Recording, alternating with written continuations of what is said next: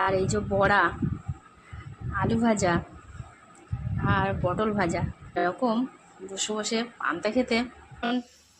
ডালের বড়া ভাজি, মানে এটা ছোলার ডাল ভিজিয়ে রেখেছিলাম। এই যে ভিজিয়ে রেখেছিলাম, মানে ছোলার ডাল বেটে আর পটল আলু দিয়ে তরকারি করব। ডালের বড়া ভাজা হয়ে গেছে, এই যে পটল ভাজি, এবার করছি আলু ভাজা। এবার কি দিয়ে খাবো সেটা দেখাচ্ছি। এই যে ভাজাভুজি হয়ে গেছে, আলু ভাজা, পটল ভাজা আর বড়া ভাজা। আর এই যে পান্তা বেড়ে নিয়েছি আমার আর আমার শাশুড়ি দুজনের।